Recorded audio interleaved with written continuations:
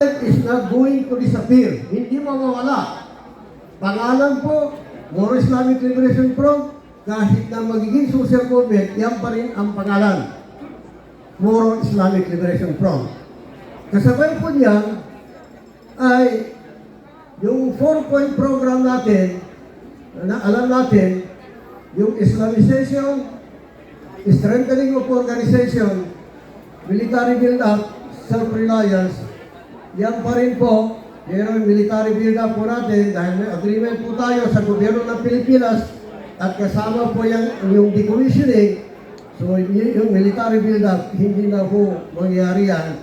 Kaya lang, yung mga military natin na decommission, meron po tayong mga programa na para sila po, kahit na na-decommission sila, pero hindi pwede maging watak-watak po sila.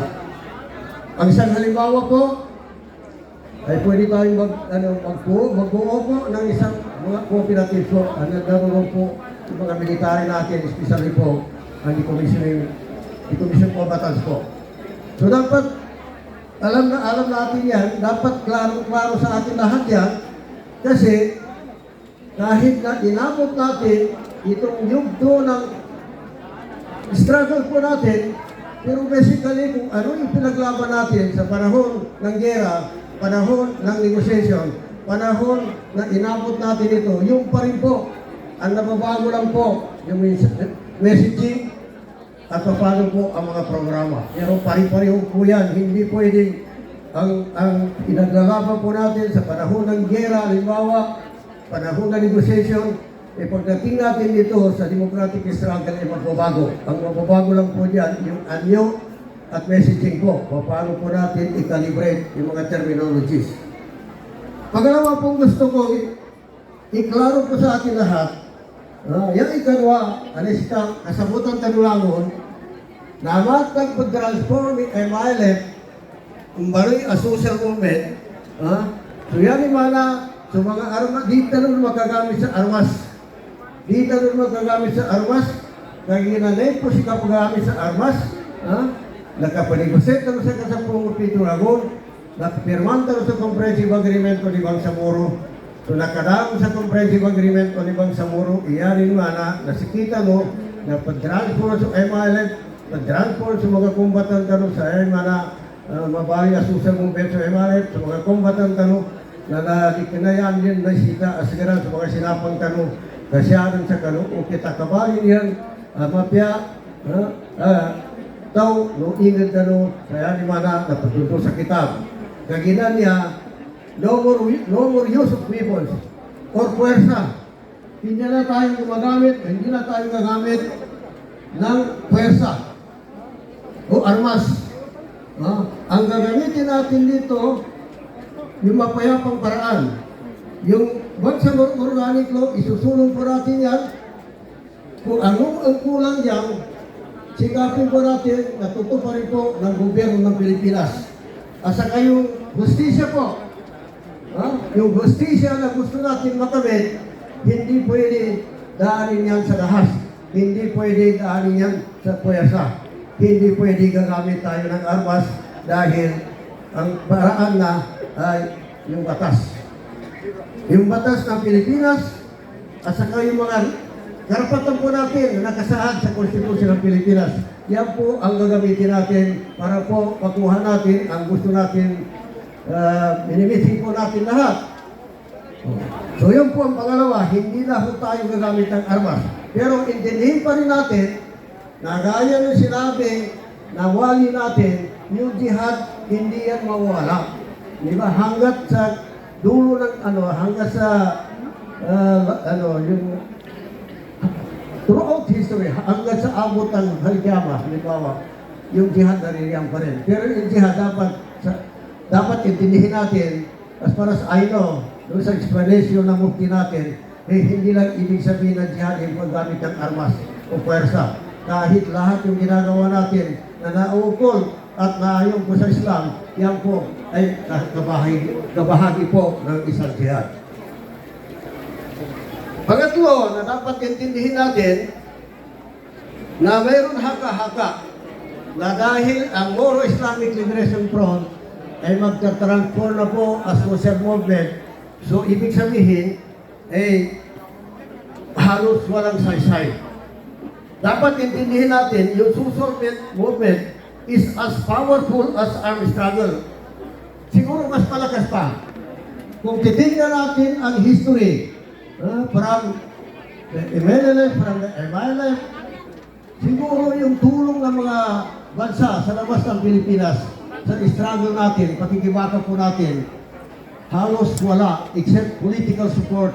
Pero yung material support, except sa panahon ni Gaddafi, wala pong matandaan na ginulungan tayo nito mga gobyerno sa labas ng Pilipinas, except political support, gaya ng Organization of Islamic Cooperation at saka Malaysia by facilitating the GPS MILF peace process sa Kuala Lumpur. Pero ngayon, dahil sa ang ginagamit natin, batas ng Pilipinas, yung mga karapatan po natin na ayon sa Constitution, at saka yung mga karapatan natin, halimbawa yung right to self-determination na kinikilala po na United Nations, yan po ang gagamitin natin. At malakas po yan, at sigurado po, susuportahan po ng mga bansa sa labas ng Pilipinas. At dahil dyan, naayon din ito sa sinasabi na Dilek Salamat Hasim Allah Yarhamu, na sabi niya in English, sabi niya the most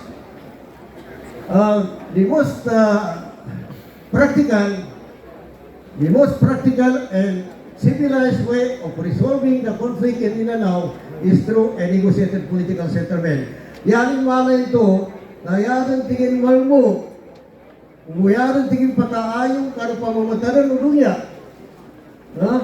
Na apyangin na problema na kaatulong na mikiran, dialogue, negotiation.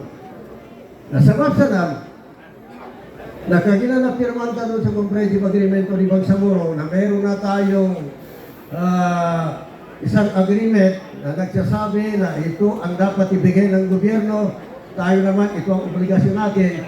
So yung rules of engagement natin sa pagitan ng gobyerno at sa Moro Islamic Liberation Front. So dahil doon, sigurado, inshallah, gaya natin ngayon, nakikita naman natin na marami pong international funding institution, marami pong mga institution galing sa labas na naririto na po. Dahil ang ginagamit na natin po, peaceful, lawful, na mga pamamaraan. Kaya naririto po sila. At sa iba pa dyan, alam niyo, ang tinatayuan po natin ay katotohanan. We have the tinatawag natin na historic injustices committed against the Moro people. Ano ba yung historic injustices committed against the Moro people na dapat masolusyonan po? Yung historic injustice committed against the Moro people ay dalawa yan eh. Duatiman, ikesa na kinawa na kamar sa kanuigan, kandato kanuigan, sa kanuliman, usikita ng mga Bangsamoro, siya na kokit ng mga sultan, sa Mindanao, nanawa binasang kita ng kamar. Inungka na Mindanao, na nadi kanapata ang gobyerno ng Pilipinas, kanapata ng Pilipinas. Ikanwa, na nawala sa atin ang gumula natin. Yung Mindanao, nawala sa kamay po natin.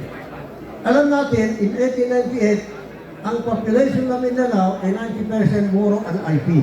At sa kayong mga lupa rito, in 1898% ay lupa ang may-ari Moro at saka IP. Pero ngayon, ilan lang ang natitira sa atin? Siguro mga 20% lang ang natitira sa atin. Yan ang tinatawag ni Duterte, ni Aquino, at doon sa comprehensive agreement ni Bangsamoro, historical injustices committed against the Moro people. Pangalawa, yung tinatawag na legitimate grievances. Yung grievances natin, yung tuntut sa gobyerno ng Pilipinas, kinapahimata sa kitano, kinapangwakan ng patano, kinapamrek ka ng mga mabay, kinapaminis ka ng tangira tano, matake na massacre. How to address that is really to create naisita makapagadin sa opisina na ipasa Kongreso ng Pilipinas padawagan sa National Transitional Justice and Reconciliation Commission for the Bangsamoro. Naginalaan mo na ng mga banyaba nepos na badwal sa legitimate grievances na di na ma-address, di na kagamutan, yatabya na ma-adan isa timana opisina anambong ba ipaturanan ni nambong ba ipagitungan ni Polica Sobon na namba komisyoner ng at TGR. So kayo naman ito, ya ikapat na what must be done? Iyan mo ang tanong. What's the way forward? Huh? What is the way forward? Iyan mo ang tanong, hinilanan itaros tanong ato ka next programa tanong kama. Nasisita, tatabagay tanong, kasabuta tanong, magikiyar tanong. Kaginaya tanong kapag ikiyar, vigilance, tigabasa ng English, nakagina sa kontra, ang mag-idyari siya sa ginawa tanong, siya tanong ulo po, umpungan tanong, kung sa mga tao, asya sa riyon, o ginawa tanong, gusto umpungan, na taman sa guna, nasa tanong niya mo. Mamay ka di tanong makingat, di tanong tatamanga, nga tanong mo ni, surang mo nung napasaran tanong, surang mo nung nakuha tanong, karnan ito na mapandan. Ikadua, what must be done? Understanding our rights and obligations. Nasisita, tunten tanong sa tito-tito, ikawagib tanong, gusto kawagib sa kita. Okay na, let us, nasita kasabutan tanong, kaya na, siya sa sikular, siya sa mga gobyerno, di pa ng mga Muslim. Nanayan niya yung mga banal, naso, kawagib ka. Kawagi mo ka, natubo ba ng rights and obligation? Yan ko na, nasukawagi mo ka kanong kaparangga. Natupang ka kawagi mo ka, natupang ka makatulog kawagi mo ka kanong kaparangga. Yan man, sutunto sir ka. Nang may secular na atulan. Siya sa Islam na yan ko na obligation to pagka-rights. Yan man yan ko na muna na hot sir ka, lagi na, responsibility kayo ito, hindi na kayo tunay, hindi ka tumalan, na makalusa ka. Ang tupang kaso, kawagi mo ka kanong kaparanda. Dahil man to make it very clear, siya sa secular aturan, nayakwa na rights and obligations. Siya sa Islamic, nayakwa ni mga raman niya, nayakwa na obligation and then rights. Yan mo na hak sir ka, ang tupang kaso, hak ka kaparanda. Subagi importante ng content ikawagin na content o paano ni katungkot natungkot sa kawagin, napamayari sika, na pagamitan na legal, ang gumamit ka sa sinapa. Dahil ka makuha. Hindi, na legal ang pagtuntutan, na legal mo yung kitin. Legal. Kita mo. Igamit ka. Tama. So ikatlo, what must be done? What are our ways forward? Ang pangalawa, strengthen natin ang MILF, UBGP, pag-inas kita ni paggamar sa BAM ng Bagranta ni Barman. We have to strengthen not only the MILF, not only the UBGP, but also the BAM, kasi kita no, ipanguluan, the BAM sa Muro Tulungan sa Region ng Muslim Mindanao. Yun ang number 3. Pang-apat, popular support. Tamang, suporta ng marak na tao. Suporta ng marak na tao. Upama, noong matangin niya ba katimpo, saya ni mana, niya ba, pagkagaling tanong niya at pinapanan sa final na sabab sa kanusupport ng marak na tao. Tabuban niya, MILF pa niya, the MILF is still very popular because we have the popular support. The support of the Bangsamoro people. Importante mo na rin niya sa maya. The leadership pa MILF pa niya, ang leadership ng MILF ay hindi doon sa taas. The leadership of the MILF is with the people and among the people. A real leader will see to it that no matter how powerful, no matter how high the leader is, but he has to see to it na hindi yung paa niya na nakatuntong pa rin sa lupa. Hindi pwede yung leader nandun sa taas pagkatapos yung tao pa nasa baba. This is the leadership of the Emalek led by Brother Alhaj Murad Ibrahim. Kaya kahit na gano'n, popular pa rin ang Emalek. Popular pa rin ang Emalek. And then, finally, panglima, dito ba sa bitiyanan to na Chief of Staff na to sa opening remarks at binasa ni Brother Minister Ahmad Ibrahim, hold on to the rope of Allah. Kaya nasigurang tanong so tayo ng Allah Ta'ala sa gitan ng kitas-kitas. Ang serta, nayaning kasampunan, ang kasabayan ko, kaginas ka, malas ba na po doon katong ministroso, wali ka rin, Niaba. kaya yung pumitiyan ni Tagalog sa English na kapasala siya. Naugit, pagkasuri siya mamo, kami ang masarap may kaya pumitiyan, yun sa basa ng Arabanan na riyaw sulo na di ko 21st honor sir kani. Tama. Aywa. Nabali yan mo leader. The last point that I want to emphasize to all of you, brothers and sisters, yung sabi ng mga ulama, wa ati Allah, wa ati Rasul, wa ulil amri minkum. Good, very good. Paritayan tayo sa Allah Ta'ala, paritayan tayo sa Nabi Muhammad sallallahu alaihi wasallam, na paritayan tayo, ingkeng inatando, ang panangit sa kita no, pangutang tano.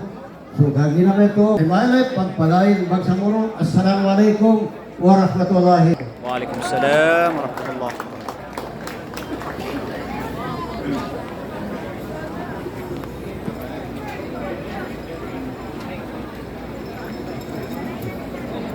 Syukran sa kanu misis